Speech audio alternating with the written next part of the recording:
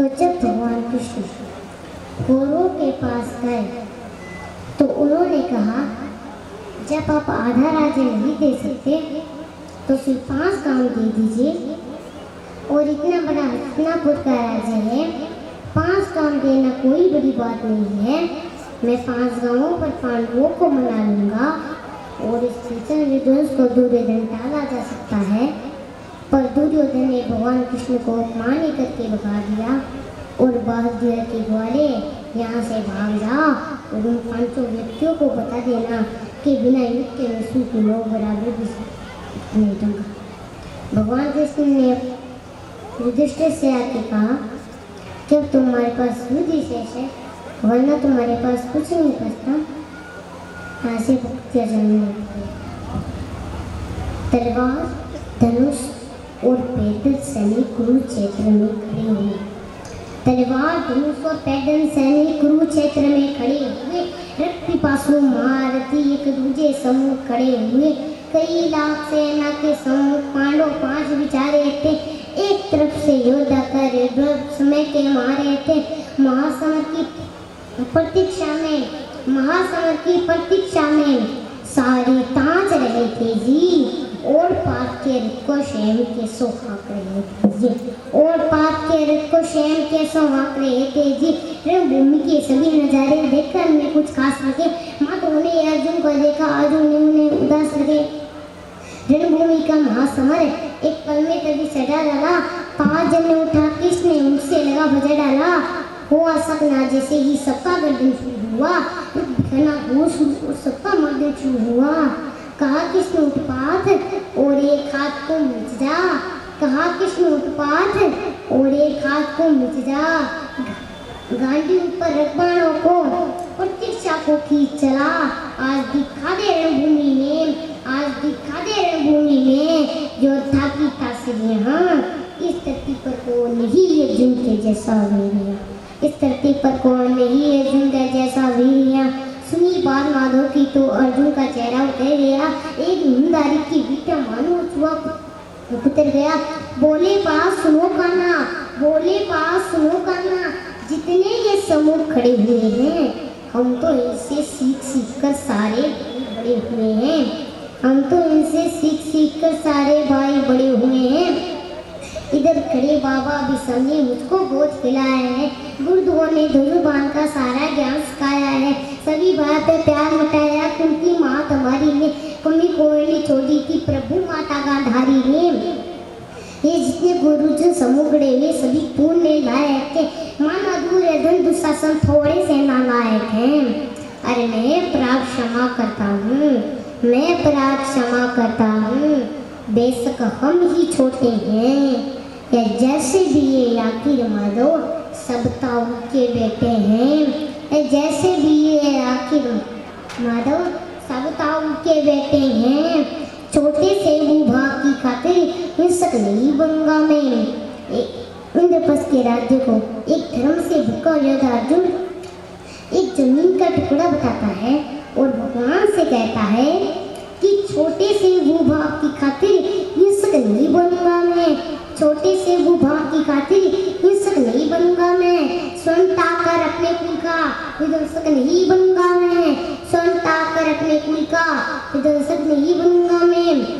खून सने आंखों को होता राजभोग अधिकार नहीं, परिवार मार कर गद्दी मिले तो सिंहासन स्वीकार नहीं, परिवार मार कर गद्दी मिले तो सिंहासन स्वीकार नहीं। रथ पर बैठ गया अर्जुन, रथ पर बैठ गया अर्जुन और मुंह माधव से मोड़ दिया। रथ पर बैठ गया अर्जुन और मुंह माधव से मोड़ दिया। आंखों में आंसू भरकर गांडी हाथ से छोड़ दिया, आंखों में आंसू भरकर गांडी हाथ से छोड़ दिया। गांडी हाथ से जब छूटा माधव भी को चुकलाए थे, गांडी हाथ से जब छूटा माधव भी को चुकलाए थे। शिशपात पर गर्व हुआ, मन ही मन हंसाए थे।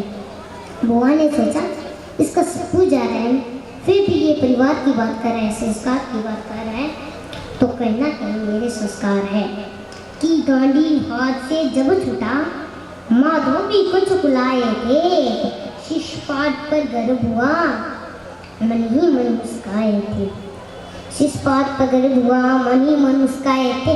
मैंने सोच लिया अर्जुन की बुद्धि नष्ट दे दूंगा, सर्वभूमि में पाप को कमजोर नहीं पड़ने दूंगा। धर्म बचाने की खातिर दोनों अभ्यास शुरू हुआ। उसके बाद जगत गुरु का गीता ज्ञान शुरू हुआ। उसके बाद जगत गुरु का गीता ज्ञान शुरू हुआ। एक नजर में, एक नजर में, एक नजर में, एक नजर में रणभूमि के कंकड़ तोड़ गए माधव। टकटकी बांध कर देखा, अर्जुन एकदम बोल गए माधव, हे पाद मुझे पहले बतलाते, मैं संवाद नहीं करता। हे पाद मुझे पहले बतलाते, मैं संवाद नहीं करता। तुम सारे अबायों की खातिर कोई वार नहीं करता। पांचाली के तल पर लिपटी सारी खींच रहे थे वो, दोषी वो भी होते ही है जबड़ा खींच रहे थे जो। घर की इज्जत तड़प रही, कोई तो टूट नहीं बोले। पुत्र मुंह का लगन देकर गंगा पुत्र नहीं बोले। तुम काय बनकर बैठे हो, ये बात बड़ी बेशर्मी है। संबंध उन्हीं से निभा रहे हो जो लोग या आदरणीय हैं। हे पांडव के पुत्र, हे पांडव के पुत्र, धर्म का कैसा कर्ज उतारा है। शोले होने थे आंखों में पर बेटी जलधारा है। शोले होने थे आंखों में पर बेटी जलधारा है। और गांडी उठाने में पार्थ जितनी भी देरी यहाँ होगी, गांडी उठाने में पार्थ जितनी भी देर यहाँ होगी, इंद्रप्रस्थ की राजभवन में उतनी अंधेर वहाँ होगी। इंद्रप्रस्थ के राजभवन में उतनी अंधेर वहाँ होगी। इंद्रप्रस्थ के राजभवन में अधर्म धर्म की गहराई में खुद को नाप रहा हूँ। अधर्म धर्म की गहराई में खुद को नाप रहा हूँ। अस्ताफी तेजी और थर-थर काँप रहा हूँ। एक बात मुझे पहले बतलाओ, कुलनाशक कैसे बन जाऊँ? सिंहासन लाशों पर मैं शासन कैसे बन जाऊं? कैसे उठेंगे करूं पर जो कब अधर लगाते हैं। का मतलब होता हाथ, अधर का मतलब होठ। जो मेरे हाथों को चूट कर उन पर हाथ कैसे उठाऊं? कैसे उठेंगे करूं पर जो कब अधर लगाते हैं। कन्या को जिनका स्वागत ये कैबे समझ जाते हैं। इन्हीं करो ने बाल कलाई में सबके पैर दबाए हैं। इन्हीं करो को पकड़ कर मैं पितामह है मुस्काए हैं। अपनी बाणों की नोक उनकी ओर करूंगा मैं। कैसो मुझको मृत्यु दे दो उससे पूर्ण होऊंगा मैं। कैसो मुझको मृत्यु दे दो उससे पूर्ण होऊंगा मैं। बहुत युद्ध के मुझे न कुछ भी पास दिखाई देता है।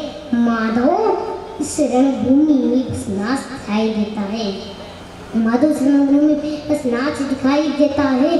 बहुत बहुत बहुत किंतु जगह मुसाते थे और ज्ञान की गहरा नींद चलतारी बसाते थे। जन्मांति यह होगा बिल्कुल ना नहीं जगते, क्या होगा अंजाम युद्ध का ये परवाह नहीं करते। इस जीवन के रथ पार में कोई दूजे साथ नहीं। इस जीवन का खड़े पेशना रंग के बस की बात नहीं। तुम न जीवन देने वाले नहीं मारने वाले हो, न जीत तुम्हारे हाथों में तुम नहीं हारने वाले हो। ये जीवन दीपक की भांति यूं ही चलता रहता है। पाँव में से बुझ जाता है वो बनना चलता रहता है। मानो बस में शेष नहीं कुछ फिर भी मानो डरता है। मानो उसमें शेष नहीं कुछ फिर भी मानो डरता है।